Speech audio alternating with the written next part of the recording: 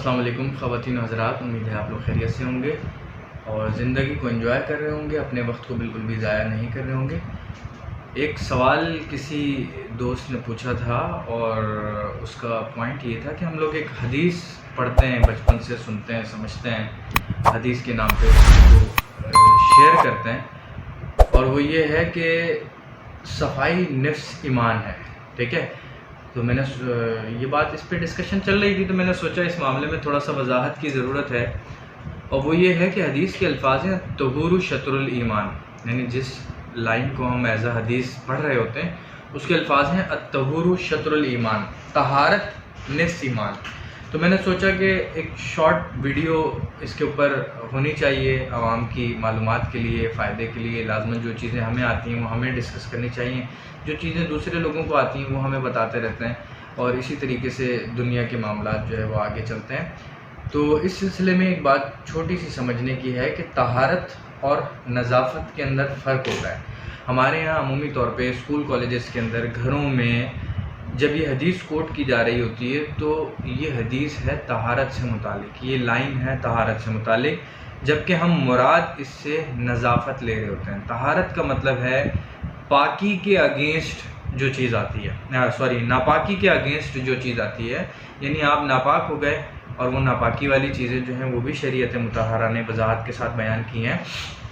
تو اس سے پاکی حاصل کرنے کا جو طریقہ اللہ تعالیٰ نے بتایا ہے وہ طہارت کہلاتا ہے، جس کے اندر غسل آ جاتا ہے، جس کے اندر وضو آتا ہے، اس کے اندر تیمم آ جاتا ہے، ٹھیک ہے؟ اور مختلف عبادات کے لیے مختلف چیزیں ہیں، اور اس کے اللہ تعالیٰ نے جو ہے وہ مختلف براجز بنائے ہوئے ہیں، کیا چیز کس چیز کے لیے ضروری ہے، جیسے نماز، قرآن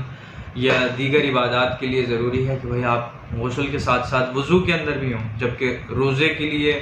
وضو کی شرط نہیں ہے، کیونکہ ایسا پاسبل بھی نہیں ہے کہ سارا دن جو ہے وہ انسان وضو کی حالت کے اندر رہ پائے۔ بہرحال سمجھانے کا مقصد یہ تھا کہ ایک چھوٹا سا ایونٹ ہوا تھا، اور وہ یہ ہوا تھا کہ میرے کوئی جاننے والے تھے، ان کے ہاں ہم لوگ دعوت کے اوپر تھے، تو وہاں پہ ایک بلی، پرشین کیٹ، وہ گھوم رہی تھی کمرے کے اندر، تو میں نے تھوڑا سا کراہیت کا اظہار کیا، تو انہوں نے محسوس کیا ہوگا، میزبان صاحب نے کراہیت کا اظہار کیا سے مطلب یہ نہیں کہ کوئی ان کو میں نے کہہ دیا، وہ مناسب نہیں ہوتا مہمان کے لیے، لیکن کراہیت کا اظہار ایسے کیا کہ میں نے تھوڑا سا اس سے اوائڈ کرنے کی کوشش کی۔ تو انہوں نے جو میزبان تھے انہوں نے کہا کہ بھائی یہ ہمارے گھر کی بلی ہے اور ہم اس کا بہت خیال رکھتے ہیں، ہمارے بستروں کے اوپر بھی ہوتی ہے اور ہم اس کو روزانہ 2 سے 3 دفعہ نہلاتے ہیں، خیال رکھتے ہیں اس کا۔ تو میں نے کہا دیکھیں بہت اچھی سی بات ہے، لیکن مجھے ایک آپ بتائیے گا بات کہ کیا جو ہے وہ اس بلی کو ہاتھ لگانے کے بعد آپ جو ہاتھ سے کھانے والی چیزیں ہیں کیا وہ بھی کھاتی ہیں یا کھاتے ہیں؟ تو انہوں نے کہا نہیں ہم ایسا تو نہیں کرتے، کیونکہ لازمی سی بات ہے اس کے اندر تھوڑی سی ہیزیٹیشن ہوتی ہے۔ میں نے کہا بالکل ایسے ہی بات ہے۔ انہوں نے کہا یہ صاف ہے، ٹھیک ہے نا، یا پاک ہے، انہوں نے جو بھی لفظ استعمال کیا تھا، بہرحال بہت پرانا واقعہ ہو گیا۔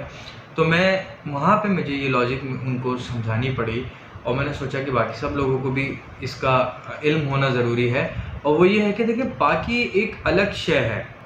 اور نظافت جس کو ہم صفائی سے تعبیر کرتے ہیں، جس میں جھاڑو کا لگنا، پوچھے کا لگنا، یا صابن سے ہاتھوں کو دھونا، یا بالوں کے اندر شیمپو کرنا، یا منہ کے اوپر صابن یا فیس واش یا اس طرح کی کسی دوسری چیز کا استعمال کرنا، اینٹی بیکٹیریل کسی چیز کا استعمال کرنا، یہ چیزیں آتی ہیں نظافت کے اندر، ٹھیک ہے؟ طہارت کو آپ نے سمجھا، طہارت کیا ہے کہ کسی بچے نے کوئی پشی کر دی، پوٹی کر دی، یا انسان کے اپنے جسم سے ناپاکی والی کوئی چیز نکل گئی، تو اس کے لیے اللہ تعالیٰ نے غسل، وضو، تیمم، اس طرح کے ایونٹ رکھے ہیں۔ یہ ٹوٹل ہے مذہبی معاملہ۔ نظافت جو ہے وہ ہے صفائی، وہ انسان کے اپنے کرائٹیریا، اپنے کردار اور اپنے جو اس کی سراؤنڈنگز ہوتی ہیں اس کے حساب سے ہوتی ہیں۔ بہت سارے لوگ بہت زیادہ صاف رہنا پسند کرتے ہیں، بہت سارے لوگ جو ہیں وہ گندگی کے عادی ہوتے ہیں، ایریا پہ ڈیپینڈ کرتا ہے، اس کے اپنے لائف اسٹائل کے اوپر ڈیپینڈ کرتا ہے۔ تو اس بات کو سمجھ لیجئے گا کہ نظافت والے کیس کے اندر انسان کا مزاج، اس کا ہول اور سول جج ہوتا ہے کہ یار یہ چیز صاف ہے، تو ہو سکتا ہے میری نظر میں جو چیز صاف ہو وہ آپ کی نظر میں صاف نہ ہو، کیونکہ آپ اس کو ڈٹرجنٹ سے صاف کرنے کے عادی ہوں، یا اس کو کوئی اینٹی بیکٹیریل چیز لگانے کے عادی ہوں، اور میں خالی جو ہے اس پہ گیلا کپڑا پھیر کے مطمئن ہو جاؤں کہ ہاں یہ چیز صاف ہو گئی۔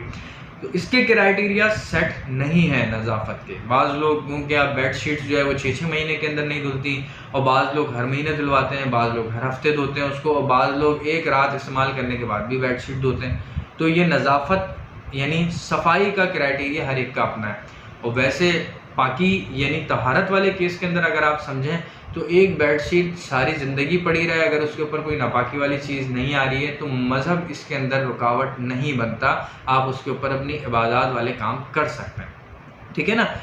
یہ ویڈیو بنانے کا مقصد یہ ہے کہ ہم لوگ تھوڑا سا ریلیکٹنٹ ہوتے ہیں، ٹائم لیتے ہیں چیزوں کو سمجھنے میں. جانمازیں ہوتی ہیں، مسجد کے مصلے ہوتے ہیں، یا قرآن کے جزدان ہوتے ہیں، ہم لوگ ان کو پاک تو رکھتے ہیں، پاک تو کر لیتے ہیں، لیکن وہ جو اپنی طبیعت کے لیے کراہیت سے بچنے کے لیے جس صفائی کی ضرورت ہوتی ہے، خوشبویات کی ضرورت ہوتی ہے، یا اس کو اینٹی بیکٹیریل کسی چیز سے صاف کرنے کی ضرورت ہوتی ہے، ہم وہ چیز نہیں کرتے. ٹھیک ہے. اب یہاں پہ میں اپنی بات کو ختم کروں گا اور اس بات کو چھوٹا سا ایک مثال سے مزید سمجھانا چاہوں گا، اور وہ یہ ہے کہ پرانے دور کے اندر بلکہ احادیث سے بھی یہ بات ثابت ہے کہ جو میتیں ہوتی تھیں ان میتوں کو جو ہے وہ گرم پانی کے اندر بیری کے پتوں سے، نیم کے پتوں سے گرم پانی میں ابال کے ان میتوں کو غسل دیا جاتا تھا. تو اس سلسلے میں بھی یہ سمجھ لیجئے کہ بیری کے پتے اور نیم کے پتے یہ اینٹی بیکٹیریل ہوتے ہیں. باڈی کے اوپر مرنے کے بعد بہت ساری چیزیں جو اٹیک کرتی ہیں، جرمز وغیرہ اٹیک کرتے ہیں، جراثیم ہوتے ہیں، وہ جراثیم کش ہوتے ہیں بیسیکلی. ٹھیک ہے. اب آج کل بیری کے پتے، نیم کے پتوں کو ایز اے سنت یا پرانے زمانے کی روایات چلی آ رہی ہیں، اس حساب سے اگر آپ کریں تو کوئی حرج نہیں ہے. ٹھیک ہے. یعنی غسل دینا یہ ضروری ہے، میت کو فرض ہے، واجب کے درجے کے اندر ہے، یہ ہے پاکی کے لیے. اور بیری کے پتے سے غسل دینا یا کسی اینٹی بیکٹیریل چیز سے اس کو نہلانا دھلانا یہ چیز فرض نہیں ہے، بلکہ یہ چیز نظافت کی کیٹیگری کے اندر آتی ہے. ٹھیک ہے. تو دو چیزیں آپ نے سمجھی، طہارت کا کیا کانسیپٹ ہے، مذہب نے اس کو کس چیز کا پابند کیا ہوا ہے. ٹھیک ہے. اور دوسری چیز نظافت کا کیا کانسیپٹ ہے. نظافت والی چیز بیسیکلی اس کا تعلق مذہب کے ساتھ نہیں ہے، اس کا تعلق انسان کے اپنے اسٹینڈرڈ کے ساتھ ہے. جو جس اسٹینڈرڈ کا آدمی ہوگا، بعض لوگوں کے لیے صرف ہاتھ کپڑے سے خشک کر لینا جو ہے وہ پاکی صفائی کا سبب بنتا ہے. بعض لوگ جو ہے وہ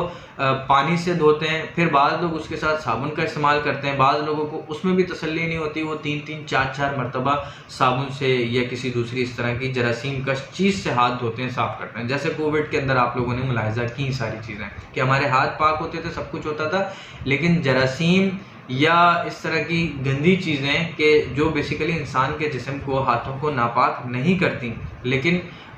گندا کر دیتی ہیں، میلا کر دیتی ہیں، اس کے لیے ہم نظافت کا لفظ استعمال کرتے ہیں. اپنا بہت سارا خیال رکھیے گا. انشاءاللہ تعالیٰ پھر ملتے رہیں گے. اللہ حافظ.